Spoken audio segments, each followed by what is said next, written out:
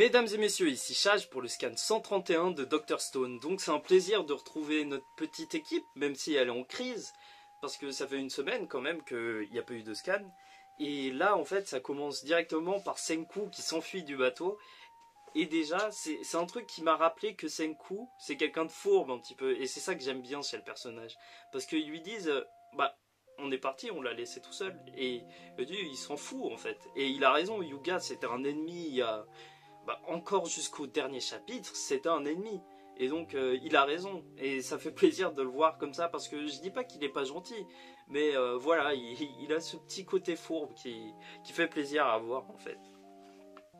Et donc, justement, le scan, il va commencer par l'affrontement entre Hyuga et Mozu. Parce que, ok, il a laissé Hyuga se battre là, mais... ouais, Hyuga il prend cher, hein, parce que tu vois, Mozu il passe en serious business et c'est chaud parce qu'il lui met un coup, mais la page elle était magnifique, hein. Le coup, tu sens Hyuga qui a peur, qui se rend compte à quel point il est fort en fait ce mec.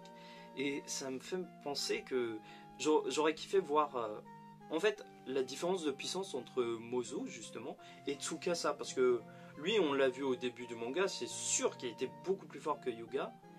Mais faudrait voir. J'aimerais bien qu'il y ait un databook qui sorte juste pour que pour qu'on puisse comparer en fait les deux personnages. Parce qu'en soi c'est un petit peu les mêmes, c'est deux mecs super forts et tout. Même si Tsukasa, lui, il y avait une idéologie, c'est ça qui le rendait fort en fait. C'est pour ça que ça a pu être un méchant qui a tenu sur la longueur, c'est que lui, il avait quelque chose à proposer, alors que Mozu, c'est le méchant qui est super fort. Mais voilà, c'est tout. Il a rien d'autre. Donc, la deuxième partie du scan, en fait, et même la partie la plus importante, elle va se concentrer sur Ibara et Kirisame. Ibara et Kirisame, ils vont parler, parce que Kirisame, elle est censée jeter l'arme sur l'île tout entière pour pétrifier tout le monde. Sauf qu'elle va se dire, bah, si je l'utilise, bah, je vais pétrifier le grand chef. Et de base, elle travaille pour le grand chef. Même si Ibarra, c'est son intermédiaire et qu'il est en réalité le vrai grand chef, vu qu'il tire toutes les ficelles, en fait, bah, elle commence à se poser des questions. Et ça fait plaisir parce qu'en soi, depuis le début, on se disait, enfin perso, je me disais, bon, elle va jamais se réveiller, elle, c'est dingue. Mais donc voilà, là, elle commence à se poser des questions. Kirisame, elle demande à Ibara justement, qu'est-ce qu'on va faire pour le grand chef. Et je pensais vraiment que ça allait être à ce moment précis en fait que toute la vérité elle allait éclater, mais en fait pas du tout, parce que Ibara il est vraiment malin, et c'est là qu'on le voit, parce qu'il dit oui non mais j'ai vu que ces gens ils se sont réveillés, dépétrifiés, donc ils ont sûrement un moyen de dépétrifier les gens, et donc on pourra l'utiliser sur le grand chef. Et là je me disais, ah d'accord, il est malin, il va la jouer fine. Et pas du tout, en fait il va dire, mais de toute façon on s'en fout, on va tuer tout le monde et tout. Et même elle, alors qu'elle demande, oui mais il y a aussi les citoyens, bah, il va dire qu'il s'en fout carrément. Et ça je trouve ça vraiment bête de sa part, parce que pour le coup il s'est tiré une balle dans le pied, parce qu'il l'a perdu à ce moment là, c'était sûr.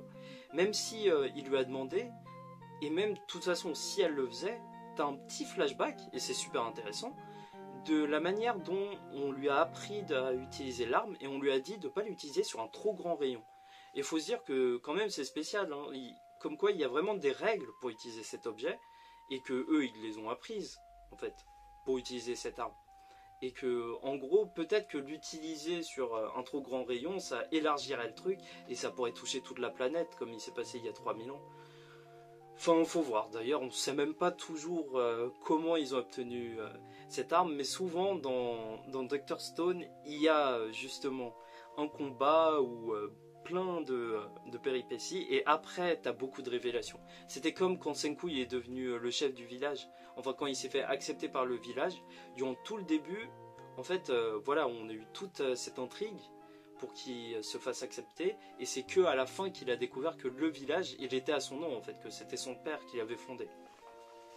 Donc on en saura sûrement plus à la fin, mais ce qui renverse aussi énormément le truc, c'est que t'as l'autre équipe qui est restée sur l'île qui dit toute la vérité en fait, qui la crie. D'ailleurs c'est ouf parce qu'ils sont à je sais pas combien de mètres, mais bon c'est pas grave, ils l'entendent, et là Kirisame elle se dit vraiment, elle comprend vraiment que Bah voilà, genre c'est Ibara, c'est un traître. Mais Ibara, c'est lui qui avait l'arme, et donc il va l'utiliser sur Kirizame. D'ailleurs, quand il l'utilise, c'est pas anodin, parce que il dit 1 mètre, 1 seconde. Je pense que voilà, il y a vraiment une question de calcul, enfin genre tu le lâches pendant 1 seconde, ça va faire un rayon de 1 mètre ou quelque chose comme ça, parce que c'est vraiment pas anodin, on nous l'écrit en gras, enfin il le pense vraiment, comme quoi il y a vraiment une utilisation particulière de cet objet.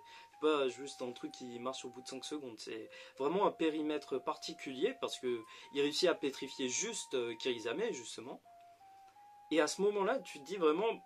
c'est un peu perdu, mais t'as le policier qui avait été entraîné à tirer, je suis désolé, hein, j'ai oublié son nom. D'ailleurs, je trouve ça fou parce qu'il a un cache-œil et c'est à lui qu'on demande de tirer. Bah en fait, il va tirer dans la main de Ibara et il fait tomber l'arme. Et là, pour le coup, tout va se jouer maintenant parce qu'il faut savoir qui va la récupérer et ça se termine sur ça, le scan. Sauf que j'ai oublié de parler de quelque chose. C'est que Senku, en fait, quand il s'est enfui, il a dit qu'il y a un moyen de sauver la situation, mais juste si on réussit à construire un truc super rapidement. Et ça, je pense que c'est la clé pour les prochains scans, en fait. Parce que je vois mal Ibara, en fait, perdre maintenant à ce moment-là. Alors que Yuga, il est encore... bah, je crois qu'il va battre... Non, enfin, Mozu, il va battre Yuga assez facilement, je crois. Et il pourra récupérer l'arme. Et dans tous les cas, ce serait pas super malin de la part de l'auteur d'avoir lancé Senku sur quelque chose. En gros, il veut aller créer quelque chose et en fait dont ils n'ont pas besoin. Donc je pense vraiment que la situation elle va encore se renverser, que peut-être Mozu va prendre le pouvoir, hein, parce que Ibara, c'est vrai qu'avec une main en moins, l'arme en moins, bah Mozu il a juste à aller la récupérer et ça devient le chef quoi. Et justement à ce moment-là, je vois bien Senku en fait sortir son truc. Et d'ailleurs, c'est un grand mystère, hein, parce qu'on ne sait pas du tout ce que c'est. Ça pourrait être aussi bien une arme qu'un bouclier hein, contre les radiations de l'arme de pétrification, ou n'importe quoi en fait. Ça pourrait être vraiment n'importe quoi. Donc, n'hésitez pas à me dire ce que vous en pensez en commentaire. En fait, si pour vous c'est plus une arme, ou quelque chose de défense, ou quelque chose, même un outil de transport, hein, ouais, voilà, genre, je sais pas, encore une voiture... autre chose, tout est possible avec Senku, même en 10 minutes, tout est possible. Moi, franchement, c'est peut-être un peu simple, mais je pense vraiment à quelque chose genre une torpille. En tout cas, c'est tout pour le scan de cette semaine, ça fait plaisir, parce que même une semaine sans scan, ça fait un petit bout de temps en moins. Mais j'espère que vous avez apprécié la review. N'hésitez pas à commenter justement sur ce que vous pensez par rapport à l'arme, enfin la chose que Senku va créer, veut créer même, mais qui va sûrement créer. Et abonnez-vous.